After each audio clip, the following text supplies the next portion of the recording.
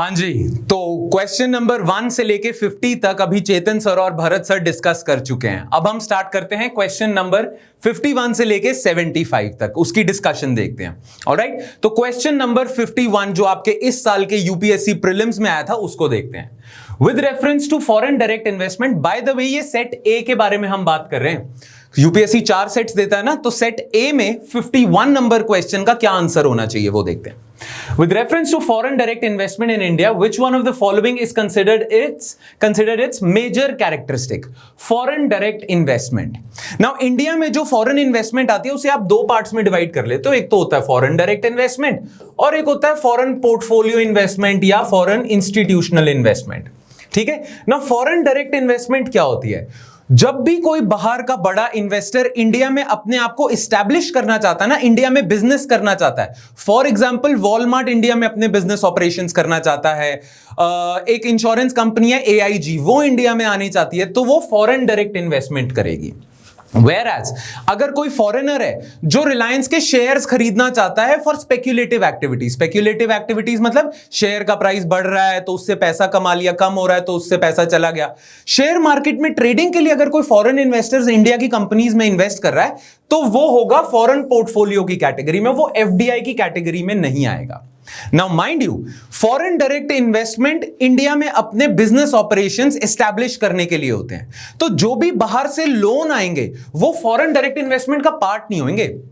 अगर कोई इंसान इंडिया में किसी कंपनी को लोन दे रहा है तो वो, या कॉर्पोरेट बॉन्ड्स खरीद रहा है तो वो फॉरेन डायरेक्ट इन्वेस्टमेंट का पार्ट नहीं है। ठीक है, तो उसी से ही आपके ऑप्शंस टूट जाएंगे। नाउ कौन सा FDI का कैरेक्टरिस्टिक है? It is the investment through capital instruments essentially in a listed company.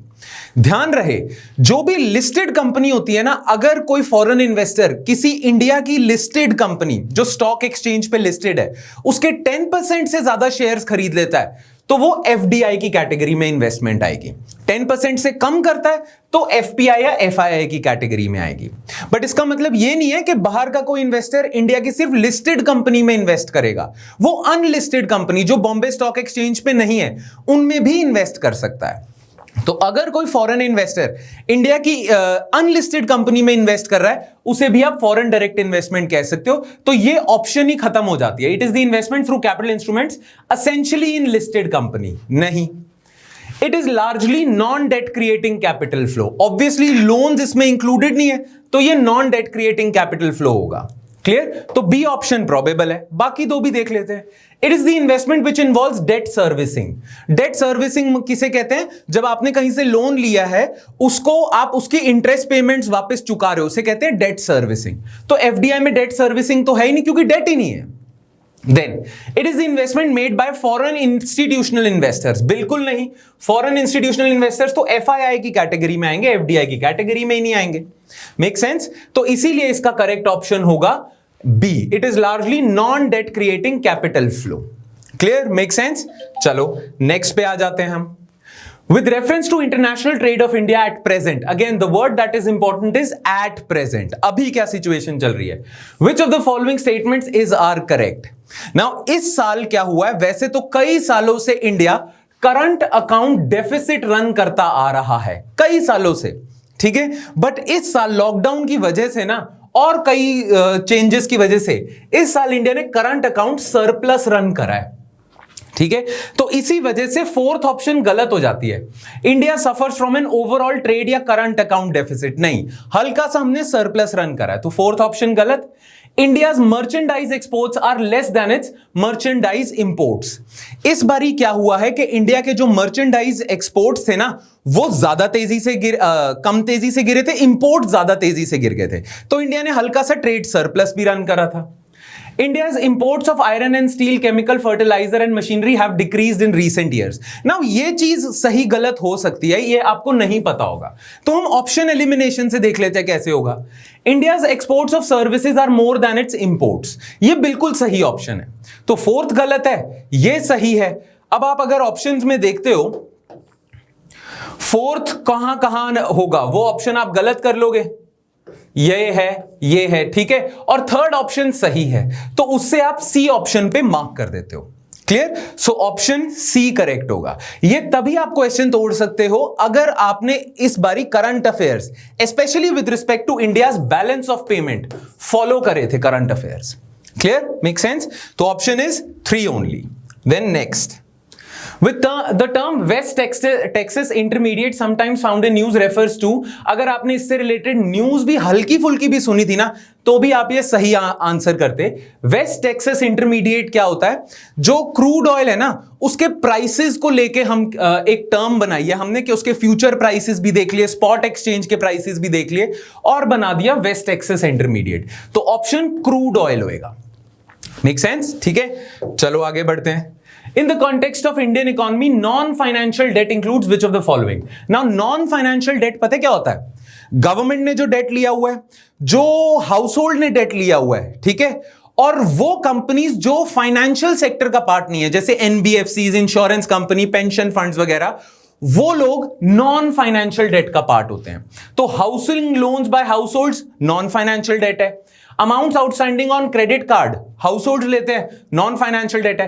Treasury bills generally issue करती है गवर्नमेंट ऑफ इंडिया और गवर्नमेंट उस पे लोन लेती है, तो ये भी नॉन फाइनेंशियल डेट है और आंसर होगा आपका डी 1 2 3। क्लियर?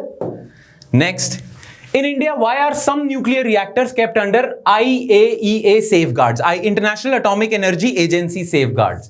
कुछ इंडिया के न्यूक्लियर रिएक्टर्स इनकी सुपरविजन में, सुपरविजन तो नहीं, इंस्पेक्शन का पार्ट होते हैं। ऐसा क्यों है?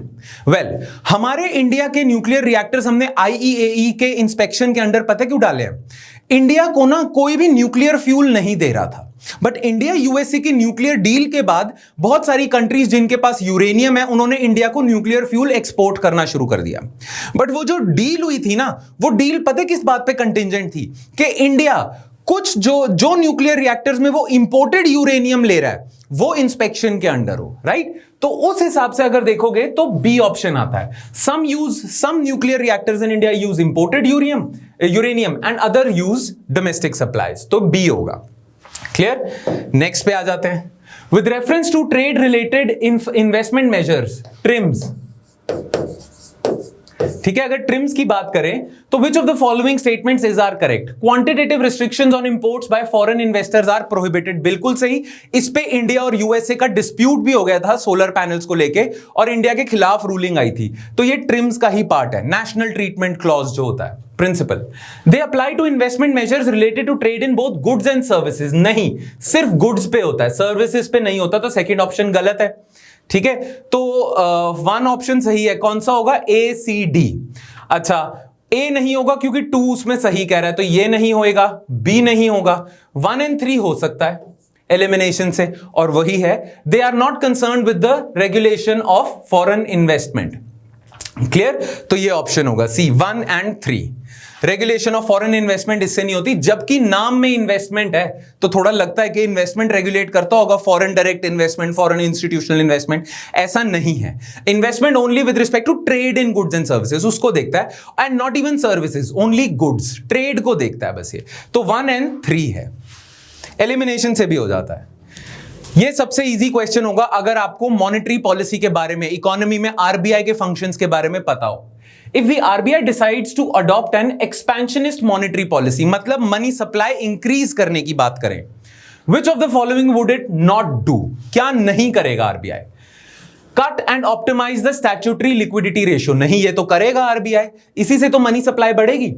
Increase the marginal standing facility rate, नहीं, मार्जिनल स्टैंडिंग फैसिलिटी रेट बढ़ाएगा तो मनी सप्लाई कम होगी, तो this RBI won't do. Then cut the bank rate and repo rate, ये करेगा वो। क्लियर? तो इसका आंसर होगा 2 ओनली, ये नहीं करेगा। सेकंड ऑप्शन आरबीआई कभी नहीं करेगा if RBI wants to increase money supply. SLR कम करेगा, बिल्कुल सही। बैंक रेट और रेपो रेट कम करेगा, बिल्कुल सही। एमएसएफ बढ़ा देगा, ये कभी नहीं करेगा वो, क्योंकि इससे तो मनी सप्लाई कम होगी। Clear? So 2 only option is correct. Then next, with reference to Indian economy after the 1991 economic liberalization, consider the following statements. Now ये थोड़ा I agree and I know this कि ये काफी difficult question था, इसे बहुत सारे लोगों ने elimination से ही किया होगा, right? तो elimination से कैसे करते हैं? बोलते हैं कि 1991 की इकोनॉमिक लिबरलाइजेशन के बाद ना पहली स्टेटमेंट है कि लेबर प्रोडक्टिविटी या वर्कर प्रोडक्टिविटी अर्बन एरियाज में तो बढ़ी है, रूरल एरियाज में कम हुई है। इस चीज का कोई एविडेंस नहीं है। कहा यह जाता है कि वैसे तो डेटा अच्छे से हम रूरल एरियाज में कैप्चर नहीं कर पाए, पर कहा यह जाता है कि बिकॉज टेक्नोलॉजी आने से, नॉन फार्म इकोनॉमी बढ़ने से रूरल प्रोडक्टिविटी भी बढ़ी है। हां, अर्बन प्रोडक्टिविटी ज्यादा तेजी से बढ़ी है, पर रूरल उतनी तेजी से नहीं बढ़ी, नॉनदलेस बढ़ी जरूर है, कम नहीं हुई है। तो this statement is false. Percentage share of rural areas in the workforce steadily increase, नहीं। 19 ये तो लॉजिक से कर सकते हो आप। 1991 की इकोनॉमिक लिबरलाइजेशन के बाद इंडस्ट्रियल सेक्टर बढ़ा है, सर्विसेज सेक्टर बढ़ा है, और इंडस्ट्रियल और सर्विसेज सेक्टर जनरली लाई करता है अर्बन एरियाज में। अर्बन और रूरल जॉब ज्यादा बढ़ी हैं, आप देख सकते हो। तो ऐसा हम क्लियरली नहीं कह सकते कि रूरल वर्कर ज्यादा हुए हैं as compare to urban workers, एकदम से बढ़ गया है, ये नहीं हुआ है, तो ये भी गलत है। In rural areas the growth in non farm economy increase, बिल्कुल सही। सिर्फ एग्रीकल्चर रिलेटेड इकोनॉमी नहीं बढ़ी है, नॉन फार्म इकोनॉमी भी बढ़ी है, ये बिल्कुल सही है। And last, fourth, the growth rate in rural employment decreased. Now ये आपको नहीं पता हो सकता था अनलेस आपने कुछ स्टडीज ना पढ़ी हो। कुछ स्टडीज आई थी 1991 की इकोनॉमिक लिबरलाइजेशन प्लस पिछले एक साल में कई ऐसे आर्टिकल्स भी आए थे जिसमें डिबेट कर रहे थे कि इकोनॉमिक लिबरलाइजेशन 1991 के एलपीजी रिफॉर्म से हमें फायदा क्या हुआ है। तो उसमें बात स्पेसिफिकली ये हुई थी कि रूरल एम्प्लॉयमेंट ना डिक्लाइन करी थी, बीच में बढ़ी भी थी, बट ज्यादातर देखा जाए तो डिक्लाइन करी थी रूरल एम्प्लॉयमेंट। तो growth rate in rural employment decline करिए। अगेन ग्रोथ रेट डिक्लाइन करिए, नेगेटिव ग्रोथ रेट नहीं आया, ग्रोथ रेट डिक्लाइन करिए। तो फोर्थ स्टेटमेंट भी सही है, answer is B, 3 and 4 only. Alright, चलो आगे बढ़ते हैं। Consider the following statements. In terms of short-term credit delivery to agricultural sector, district central cooperative banks deliver more credit in comparison to scheduled commercial banks and regional rural banks. अगर आप RBI की website पे जाओ ना और देखो कि agricultural sector में ज्यादातर शेयर किस बैंक का है, तो आपको पता चलेगा कि कमर्शियल बैंक्स है ना, ये शेड्यूल्ड कमर्शियल बैंक्स, इनका 70 to 80% शेयर है एग्रीकल्चरल क्रेडिट में। तो इसीलिए डिस्ट्रिक्ट सेंट्रल कोऑपरेटिव बैंक ज्यादा लोन थोड़ी दे सकते हैं, शेड्यूल्ड कमर्शियल बैंक ज्यादा क्रेडिट देते हैं एग्रीकल्चर सेक्टर में। तो ये स्टेटमेंट गलत है। Then, one of the most important functions of district cooperative, central cooperative banks is to provide funds to the primary agricultural credit societies. ये बिल्कुल सही है। कोऑपरेटिव जो बैंक्स है उनका 3 tier आर्किटेक्चर होता है ना, टॉप पे होते हैं स्टेट कोऑपरेटिव बैंक्स, फिर district cooperative banks, district central cooperative banks, फिर प्राइमरी लेंडिंग सोसाइटीज या एग्रीकल्चरल सोसाइटीज। तो डिस्ट्रिक्ट वाले प्राइमरी लेंडिंग सोसाइटीज को, क्रेडिट सोसाइटीज को पैसा देते हैं, तो ये सही है, ये गलत है, बी ओनली। ठीक है, चलो आगे बढ़ते हैं। In India, under cyber insurance for individuals, which of the following benefits are generally covered in addition to payments for the loss of funds and other benefits? Now, ये जो क्वेश्चन है अभी भी हम इस पे काम कर रहे हैं, ठीक है। ये क्वेश्चन का हमें शॉर्ट आंसर नहीं मिला है अभी तक, but from the first look of the facts that we search for on internet, हमें पता चला है कि 1, 2 and 4 है कि साइबर इंश्योरेंस आप कवर करते हो जब, तो आपका ये कवर हो जाता है, ये कवर हो जाता है, ये नहीं कवर होता, और डिफेंस कॉस्ट आपकी कवर हो जाती है। तो इस पे जब हम पूरा श्योर होंगे तो हम फर्दर डिस्कशन लेके आएंगे। इस पे थोड़ा सा अभी हम अनश्योर हैं, बट एज ऑफ नाउ आपको हम बताते हैं कि ऑप्शन ए करेक्ट होगा। ऑलराइट, चलिए आगे बढ़ते हैं। In India which of the following can be considered as public investment? Public investment in agriculture मतलब creation of capital by government. Government capital goods या कैपिटल एसेट्स बना रही है। ये किसको हम इन्वेस्टमेंट कहेंगे? Fixing MSP for agricultural produce, ये इन्वेस्टमेंट थोड़ी है, ये तो पब्लिक पॉलिसी है।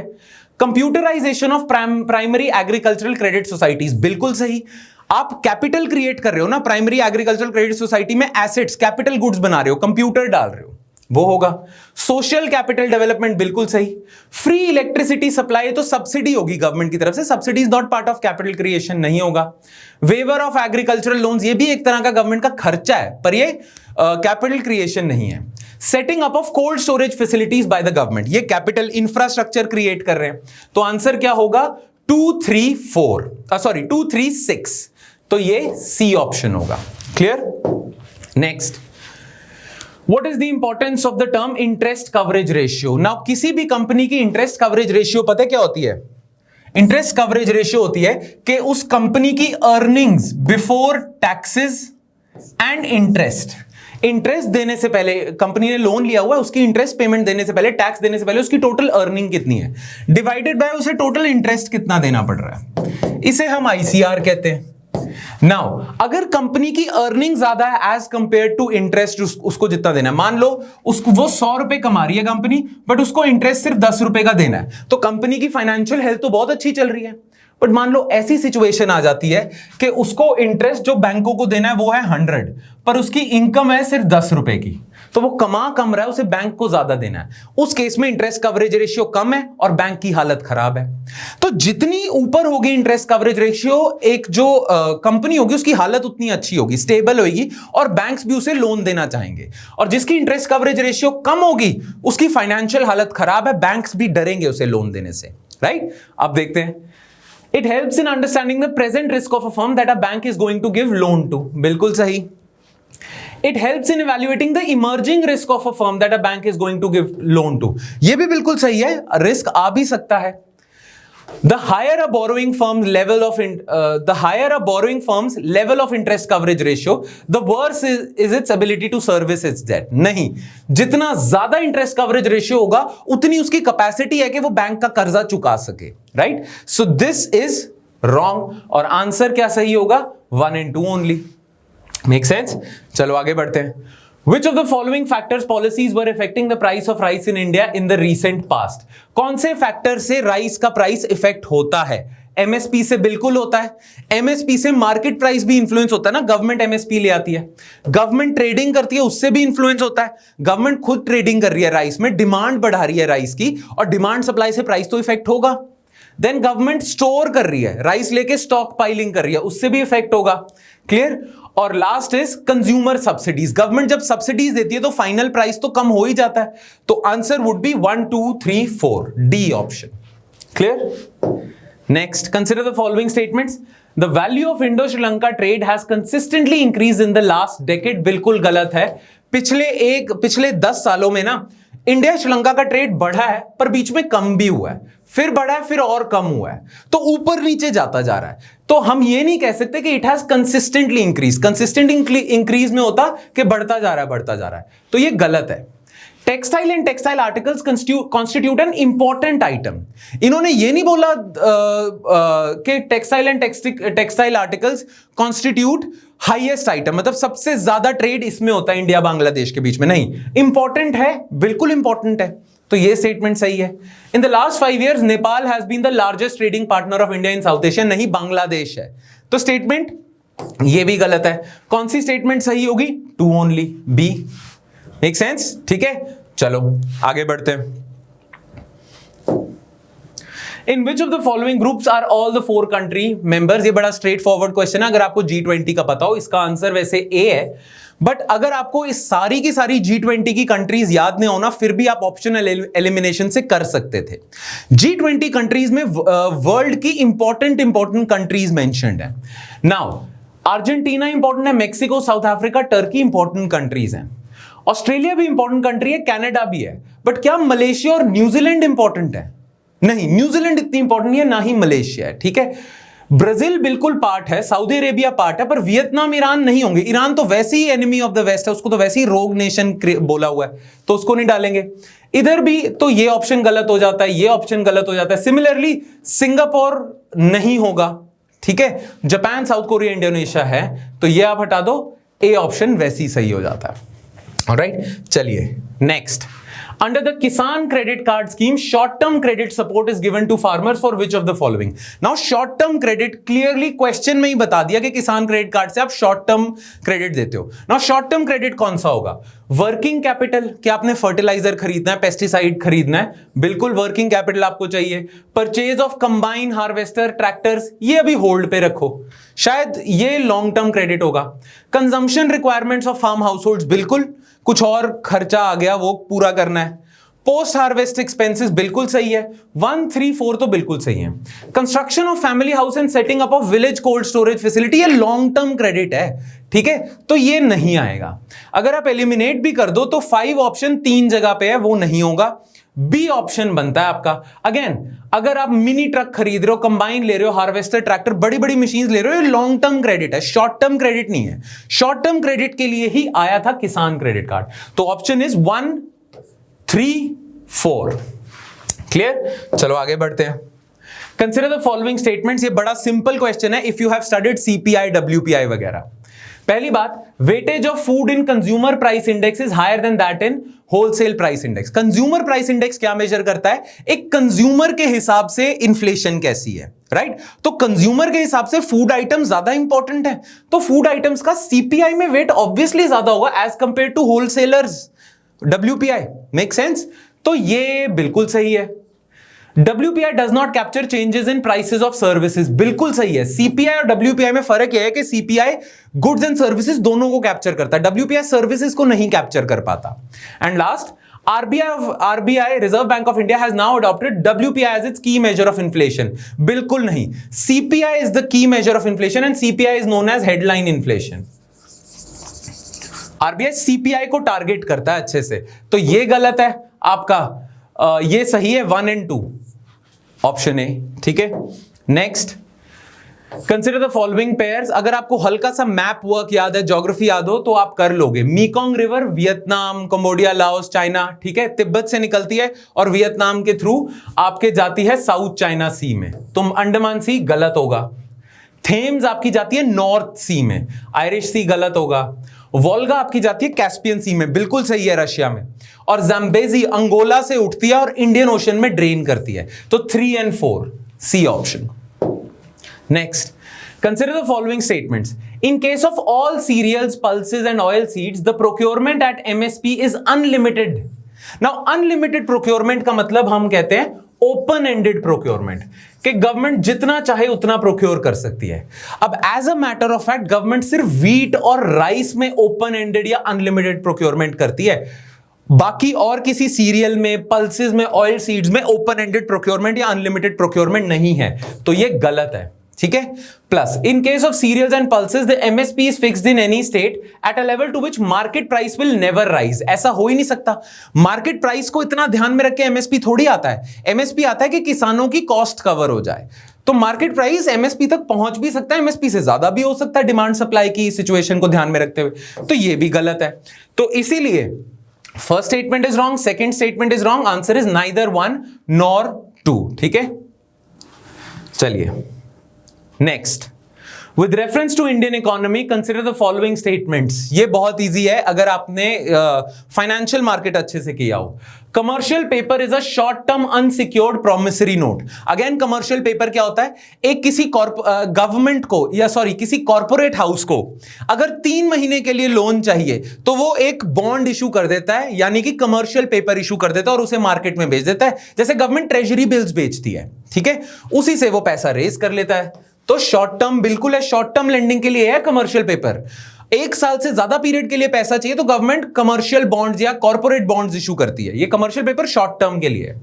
Certificate of deposit is a long term instrument. बिल्कुल नहीं, certificate of deposit is a money market instrument. होता है ना मनी मार्केट, कैपिटल मार्केट, ये मनी मार्केट है और मनी मार्केट पूरी की पूरी शॉर्ट टर्म में डील करती है। तो लॉन्ग टर्म गलत है। प्लस आरबीआई नहीं इशू करता इसे, बैंक्स इशू करते हैं। ठीक है, तो ये गलत है। Call money is a short term finance used by for interbank transaction. बिल्कुल सही चीज है ये। Zero coupon bonds are the interest bearing short term bonds issued by scheduled commercial banks to corporations. बिल्कुल नहीं, ये इंटरेस्ट पे नहीं करते। मान लो आपने जीरो कूपन बॉन्ड इशू कर दिया 95 रुपीज का और उस पर मेच्योरिटी पे वैल्यू होगी 3 साल बाद उस पर 100 रुपए मिलेंगे, तो आपको 3 सालों तक हर साल इंटरेस्ट नहीं मिलेगा। अगर आपका दूसरा बॉन्ड होता ना तो उस पर हर साल इंटरेस्ट मिलता। जीरो कूपन की खास बात यही है, 95 डालो, 3 साल बाद 100 रुपए ले जाओ। ठीक है, तो are interest bearing short term bonds issued by scheduled commercial banks to corporation. बिल्कुल नहीं है। पहली बात, शेड्यूल्ड कमर्शियल बैंक्स इनको इशू ही नहीं करते, कॉर्पोरेशन इशू करती हैं जीरो कूपन बॉन्ड्स को, या गवर्नमेंट इशू कर सकती है। खैर, इन एनी केस ये गलत है। तो ऑप्शन क्या होगा? 1 and 3 ओनली। ठीक है, आगे बढ़ते हैं। 71, with reference to the cultural history of India consider the following. परिव्रजका, रिनाउंसिएशन, जो बंजारे होते थे, वॉन्डरर्स होते थे, स्पिरिचुअल वॉन्डरर्स होते थे, जो सब कुछ छाड़ के स्पिरिचुअल गेन के लिए वॉन्डर करते थे इंडिया में, उन्हें परिव्रजका कहते थे। ठीक है, ये सही है। श्रमण जनरली मॉन्क्स को कहते थे, जो मॉन्क्स या नन्स वगैरह होती थी बुद्धिज्म, जैनिज्म वगैरह में। तो आप ये नहीं कह सकते कि it is a priest with a high status, बिल्कुल सही नहीं है ये, तो ये गलत हो जाएगा आपका। उपासक कौन होते थे? बुद्धिस्ट और जैन कल्ट में ना, एक होते थे बुद्धिस्ट फॉलोअर्स जो मंक्स बन जाते थे, एक जो लेमैन होते थे जो अपनी सारी दीन दुनिया वैसे ही चलाते थे, बस ओवरऑल बुद्धिज्म को मानते थे, वो सब कुछ रिनाउंस नहीं करते थे, वो साधु नहीं बनते थे, राइट? उन्हें उपासक कहते थे। तो ले फॉलोअर्स ऑफ बुद्धिज्म, बिल्कुल सही। तो 1 और 3 करेक्ट है, बी ऑप्शन सही है। क्लियर? चलिए आगे। With reference to Indian elephants consider the following statements. इस क्वेश्चन को हम बिल्कुल आपको एंड में कराएंगे। ये क्वेश्चन में थोड़ी सी कुछ एम्बिग्युइटी वगैरह थी, तो इस क्वेश्चन को हम आपको एंड में करवाएंगे। जैसे ही हमारे 100 क्वेश्चन हो जाएंगे तो इसको हम तब करते हैं। नेक्स्ट पे आ जाते हैं। Which of the following protected areas are located in Kaveri basin? Kaveri basin में कौन से हैं? नाउ कावेरी बेसिन में आपका आता है नगरहोल नेशनल पार्क, बिल्कुल सही है। सत्यमंगलम टाइगर रिजर्व, बिल्कुल सही है। वयनाड आपका है। Papikonda national park Godavari basin में है। तो 1, 3, 4 सही होगा इसका। क्लियर? ये वैसे रट्टे वाला था, एनवायरमेंट वाला था। अगर आप एनवायरमेंट रिलेटेड करंट अफेयर्स अच्छे से फॉलो कर रहे हो और एटलस के साथ पढ़ते हो करंट अफेयर्स, तो ही सही कर पाते। मुश्किल क्वेश्चन है वैसे ये। Next, with reference to India's biodiversity, Ceylon frogmouth, coppersmith, barbaret, grey shin, minivet, white-throated redstart. ये white-throated जनरली किसी के सामने आता है ना, हम birds की ही बात कर रहे होते हैं, तो इसमें birds है option. Clear? And last, which one of the following protected areas are well known for the conservation of subspecies of Indian swarm deer? Barasingha. Barasingha की कंजर्वेशन के लिए कौन सा नेशनल पार्क या वाइल्ड लाइफ सैंक्चुरी या प्रोटेक्टेड एरिया फेमस है? तो आपको पता होना चाहिए, Kanha national park lies in MP, और एमपी का स्टेट एनिमल बारासिंघा है, राइट? तो कान्हा नेशनल पार्क है। बारासिंघा मानस नेशनल पार्क में भी माइनॉरिटी में पाया जाता है, बट सबसे ज्यादा पाया जाता है कान्हा नेशनल पार्क में, और सबसे ज्यादा कंजर्वेशन के एफर्ट्स भी इसी के लिए लिए जाते हैं। तो इसका ऑप्शन होगा ए। ऑलराइट, तो 75 तक आपके क्वेश्चन हो चुके हैं विद द एक्सेप्शन ऑफ 72। अब नेक्स्ट क्वेश्चंस हम अभी थोड़ी देर में आपको लेके आते हैं, from 76 to 100। Alright, thank you.